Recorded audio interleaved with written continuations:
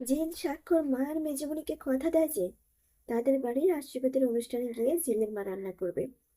কারণ স্বাক্ষর চ্যাটার্জি জিনের জীবন বাঁচিয়েছে, সেই ঋণ শোধ করবে জিন।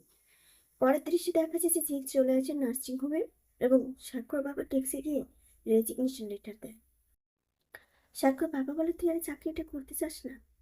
আমি কোন মুখে তোর সাথে দেখা করব, তাই তোর সাথে যোগাযোগ করিনি। কিন্তু কাজটা কেন করবি না? তোকে আমি অনেক আশা নিয়ে এই নার্সিং হোমের কাজ দিয়েছি। জিন বলে, আমার অন্য জায়গায় কলকাতার বাইরে গিয়ে কাজ করতেছে। সাক্ষ্য বাবা বলে, আমি জানি তোর আত্মসম্মান বেশি, তাই এই নার্সিং হোমে কাজ করার কথা নয়। তবে কলকাতার বাইরে যদি আমি তোর কাজ ম্যানেজ করে দিই, করবি তো? জিন বলে, আমার যোগ্যতা অনুযায়ী কাজ ম্যানেজ করে দিলে অবশ্যই আমি করবো।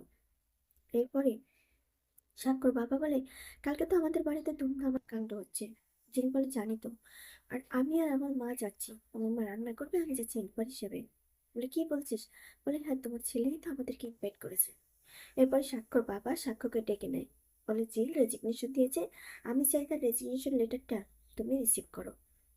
সাক্ষ্য বলে, কেন? অন্য কোথাও কাজ পেয়েছে? আর তুমি তো ওকে এই কাজটা দিয়েছো ওদের যাদের প্রয়োজনে লাগে। সাক্ষর বাবা বলে, এখন আর ওদের প্রয়োজনে লাগবে না। এরপর সাক্ষ্য জিলকে কি অপমান করে যে নতুন বয়ফ্রেন্ড কি চোরাচালান, স্মাগলিং বা ব্ল্যাক মানি করে, এই কাজটা ছেড়ে দিবে? জিল রেগে গিয়ে বলে, আপনি কেন বারবার আমার পার্সোনাল স্পেসে ঢুকে পড়ুন বলুন তো? আপনি আপনার জায়গায় থাকুন, আমার পার্সোনাল লাইফে আসতে যাবেন না। নতুন লাইফ শুরু করেছেন, সেটা এনজয় করুন।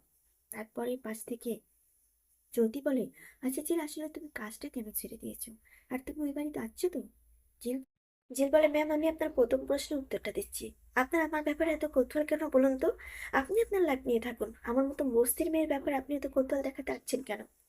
তারপরে সাক্ষ্য বলে যে, আমি তো তোমাকে অফিস থেকে স্যাক করছি না। জিল বলে, আমি তো অনেক ভাঙাচোরা ভাবে ইংলিশেই এই রেজিগনেশনটা লিখেছি।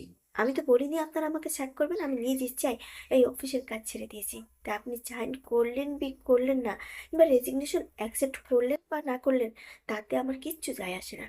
বলার সাথে সাথে সাক্ষ্য রেগে গিয়ে রেজিগনেশনটা ছেড়ে জিলের মুখের উপর উড়িয়ে দেয়।